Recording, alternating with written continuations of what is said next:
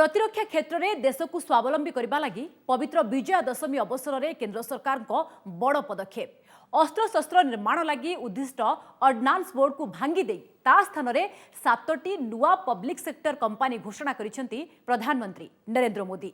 प्रतिरक्षा क्षेत्र में आत्मनिर्भरशील होगा सह रप्तानी सुजोग सृष्टि में यह सहायक होगा आशा करा जाउछि। सेहिपरि स्पेशलाइजेशन अनुसार कंपनी गुडी को श्रेणीभुक्त करा जिबा द्वारा कार्यदक्षता बढ़िबा सह एही संस्था माननकु निजस्व निष्पत्ति नेबारे अधिक स्वाधीनता मिलिबो। एहा नुआ नुआ ज्ञानकौशल उद्भावन लागि बाटो फिटाइबा सह प्रतिरक्षा क्षेत्रर विकास को त्वरान्वित करिबो बोली कुहा जाउछि।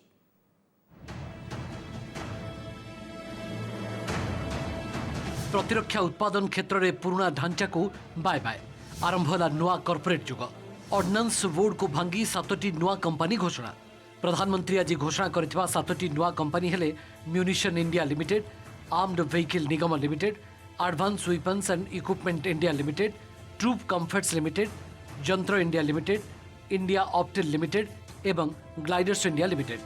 ऑर्डिनेंस बोर्ड स्थान में आत्मप्रकाश करथिबा 7 सरकारी उद्योग प्रतिरक्षा सामग्री उत्पादन में नियोजित 41टी ऑर्डिनेंस फैक्ट्री काम तदारक करेंगे। पुणे स्थित म्यूनिशन इंडिया अधीन में 12टी फैक्ट्री रहिबो। एमाने केवल गुड़ीगोला प्रस्तुत करेंगे। टैंक एवं अन्य भारीजान तैयारी करुवा 5टी फैक्ट्री तमिलनाडु अबादी रे थिबा आर्म्ड व्हीकल निगम लिमिटेड अधीन को जिबे। छोट पिस्तल रु बड़ मेसिन गन अस्त्रशस्त्र निर्माण करुवा 8टी फैक्ट्री कानपुर स्थित advance weapons and equipment India limited अधीन में काम करेंगे। ट्रूप कंफर्ट्स लिमिटेड अधीन में 4टी फैक्ट्री रहिबे। एमानकर प्रमुख काम हेबो सेना लागि यूनिफॉर्म एवं पोशाक प्रस्तुति। नागपुर स्थित जंत्र इंडिया 8टी फैक्ट्री काम तदारक करिबो। एही फैक्ट्री माने विभिन्न जंत्रांश एवं उपकरण उत्पादन करेंगे। डेहराडून स्थित इंडियन ऑप्टेल लिमिटेड अधीन में 3टी फैक्ट्री रहिबे जो माने मुख्यतः इलेक्ट्रोनिक्स जंत्रांश उत्पादन करेंगे। सेहिपरि कानपुर स्थित ordnance parachute factory gliders India limited अधीन में रहिबो। आजादी के इस अमृत काल में देश एक नए भविष्य के निर्माण के लिए नए संकल्प ले रहा है और जो काम दशकों से अटके थे उन्हें पूरा भी कर रहा है। 41 ऑर्डिनेंस फैक्ट्रीज को नए स्वरूप में किए जाने का निर्णय, 7 नई कंपनियों की ये शुरुआत देश की इसी संकल्प यात्रा का हिस्सा है। ये निर्णय पिछले 15-20 साल से लटका हुआ था।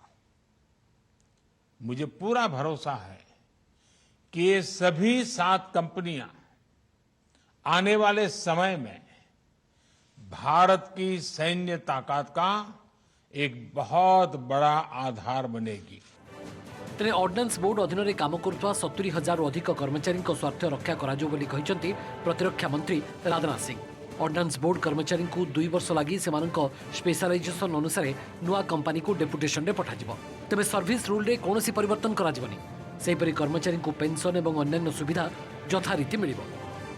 डिफेंस मैन्युफैक्चरिंग यूनिट्स स्थापित करने, ज्वाइंट वेंचर विकसित करने और डिफेंस सेक्टर में प्राइवेट पार्टिसिपेशन के साथ साथ एक्सपोर्ट को बढ़ावा देने के लिए सरकार हर संभव प्रयास कर रही है।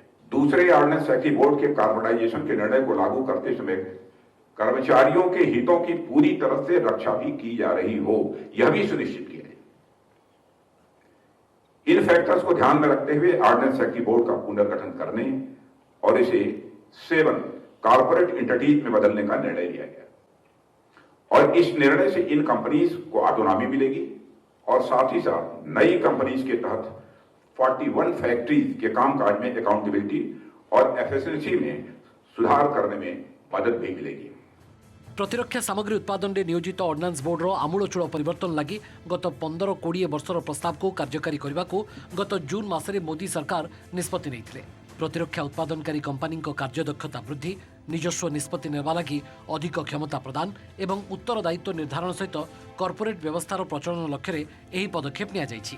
वर्तमान व्यवस्था थिबा दोष त्रुटि को सुधारिबा, सप्लाई चेन रे थिबा स्थाणुता दूर करिबा एवं आर्थिक प्रोत्साहन माध्यम प्रतिरक्षा सामग्री रप्तानी भली नुआ नुआ सुजोग सृष्टि करिबारे मध्य एहा सहायक हबो बोली कहा जाउछि।